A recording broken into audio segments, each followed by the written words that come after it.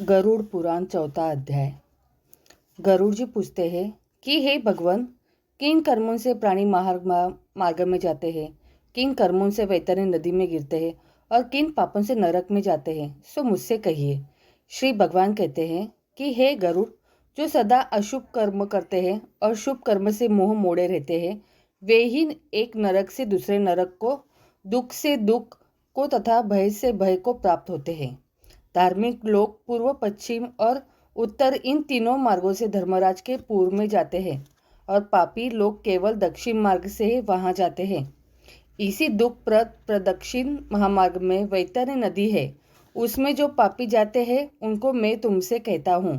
जो ब्राह्मण को मारने वाले, मदिरा पीने वाले, गौ को मारने वाले, बालक को मारने वाले, स्त्रियों को मारने वाले, गर्भ गिराने वाले तथा छिपकर पाप करने वाले हैं, वे गुरु देवता, ब्राह्मण, स्त्री और बालकों के धन को चुराने वाले तथा जो कर्ज लेकर नहीं देते हैं और धरोहर रखकर फेर नहीं देते हैं तथा विश्वासघात करते हैं, वे लोग जो अन्न में जहर देकर मारने वाले हैं।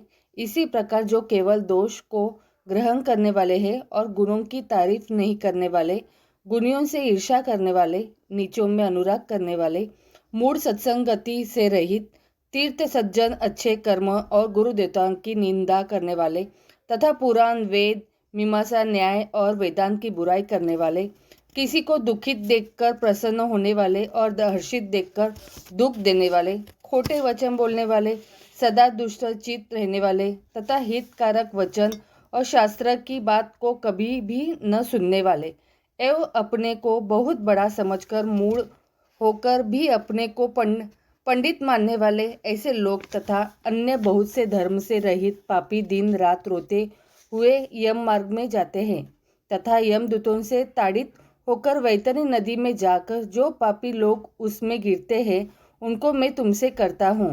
माता पिता, गुरु, आचार्य और पूज्य का जो अपमान करते हैं, वे उस वैतरणी नदी में डूबते हैं। जो मनुष्य पतिव्रता, शीलवती, अच्छे कुल वाली और नम्र स्वभाव वाली स्त्री को वैर से त्याग देते हैं, वे वैतरणी नदी में पड़ते हैं। सज्जनों के हजारों गुणों में जो दोष लगाते हैं और उनका अपमान करते हैं, वे वैतरणी में पड़ते हैं। ब्राह्मणों को देना कह के फिर यथार्थ रूप से नहीं देते हैं और जो उनको बुलाकर इनकार कर देते हैं, वे दोनों वैतरणी में सदा निवास करते हैं। जो दान देकर छीन लेता है या दान लेकर पश्चाताप करता अथवा दूसरों की आजीविका छीन लेता है या दान देते को रोकता है, वह भी वैतरणी में पड़ता है।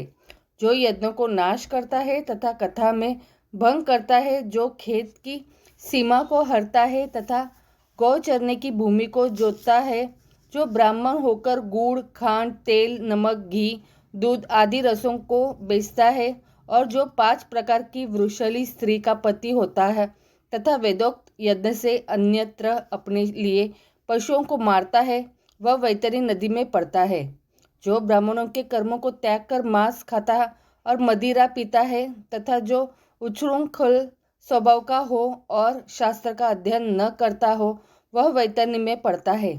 जो शूद्र होकर वेद के अक्षरों को पढ़ता है, कपिला गौ का दूध पीता है, यज्ञोपवीत धारण करता है और ब्राह्मण का पति होता है, वह वैतरणी में पड़ता है।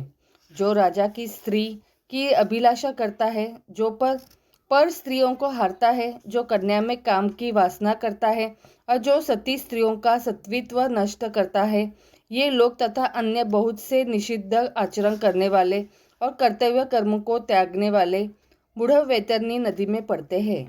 संपूर्ण मार्ग का उल्लंघन करके पापी लोग यमलोक में जाते हैं और फिर यम की आज्ञा पाकर यमदूत उनको वैतरणी में पटक देते हैं। हे गरुड़, सब नरकों में मुख्य नरक वैतरणी ही है, इसलिए पापियों को उसमें ही पटकते हैं। जिसने काली गौ दी नहीं है और जिसकी औधर्व दैहिक क्रिया नहीं की गई है, वे उसमें भारी दुख भोगकर उसके किनारे के वृक्ष पर जाते हैं। जो झूठी गवाही देते हैं और झूठे धर्म में तत्पर रहते हैं अथवा छल से या चोरी से धन संचय कर जीवन निर्वाह करते हैं और जो बहुत से वृक्षों को काटते हैं या वन और बगीचे को नष्ट करते हैं तथा तीर्थ व्रत को छोड़कर विधवा के धर्म को नष्ट करते हैं और जो स्त्री अपने पति पर दोष लगाकर पर पुरुष को मन में धारण करती है, ये सब शाल्मली वृक्ष में बहुत दुख भोगते हैं। ताड़न करने से जो पापी वृक्ष से गिर पड़ते हैं उनको यमदूत नरक में छोड़ देते हैं। नरकों में जैसे पापी गिरते हैं उनको मैं तुमसे कहता हूँ। जो नास्तिक, जो ईश्वर को नहीं मानते, मर्यादा भंग करने वाले, कायर, विषय लोलुप, पाखंडी और कृतघ्न किए उपकारों को नहीं मानने वाले हैं, वे हीन नरक में जाते हैं। कुएं, तालाब, बावड़ी, देवालय और प्रजा के घरों को तोड़ने वाले नरक में जाते हैं। स्त्री, बालक, नौकर और गुरुओं को भूखा छोड़कर जो स्वयं खाते हैं तथा देव और पितरों की पूजा छोड़ देते हैं, वे नरक में जाते हैं। कील, बांध, काट, पत्थर और कांटों से जो रास्ते को रोक देते हैं, वे नरक में आते हैं। शिव, पार्वती, भगवान, सूर्य, गणेश, अच्छे और विद्वान की जो मंदभागी पूजा नहीं करते, वे नरक जाते हैं। जो ब्राह्मण अपनी सेज पर दासी को सुलाता है, वह अधोगति को प्राप्त होता है। जो सुधा स्त्री से संतान उत्पन्न करता है, वह ब्राह्मणत्व से हीन होता है। वह अधम ब्राह्मण कभी भी नमस्कार करने के योग्य नहीं होता है।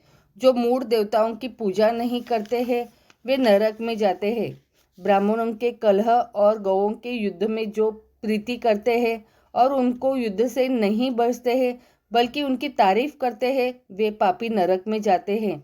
जिनके पति के सिवा अन्य शरण नहीं है, ऋतुकाल में उन स्त्रियों से जो वैर से संगम नहीं करते, वे नरक जाते हैं। जो काम से अंधे पुरुष रस वाला स्त्री में संगम करते हैं तथा पर्व में, जल में, दिन में और श्राद्ध के दिन संगम करते हैं, वे नरक जाते हैं। जो शरीर के मल मूत्र को अग्नि, जल, बगीचे या गोष्ठ में छोड़ते हैं, वे नरक जाते हैं। हथियार, बाण और धनुष के बनाने वाले और बेचने वाले वेश्य और केश बेचने वाली स्त्री तथा जहर बेचने वाले, ये सब नरक में जाते हैं। जो सज्जनों से वैर रखते हैं, ये सब नरक में जाते हैं।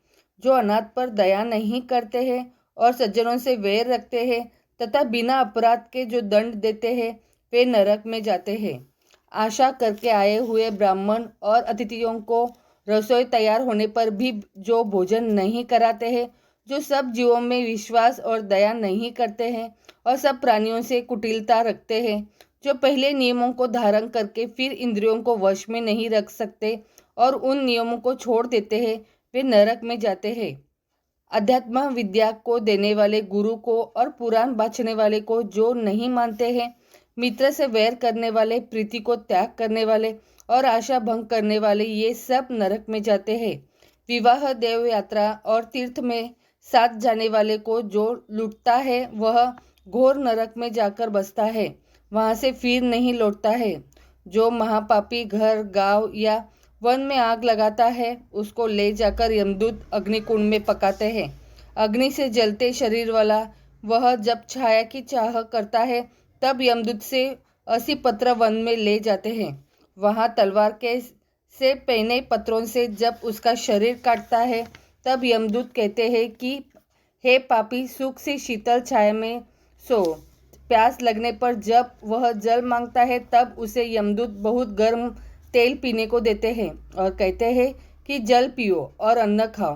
फिर उसके पीते ही आते जल जाते हैं और वे गिर पड़ते हैं। फिर किसी प्रकार उठकर अनाथ की तरह रोते हैं और विवश हो लंबी सांस लेते हैं, पर बोल नहीं सकते।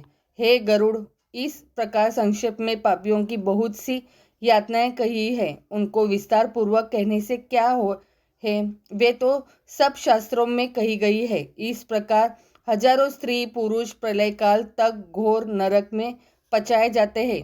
फिर उस पाप का अक्षय फल भोगकर वही नरक में पैदा होते हैं, अथवा यमराज की आज्ञा से पृथ्वी पर आकर स्थावर आदि की योनि में उत्पन्न होते हैं।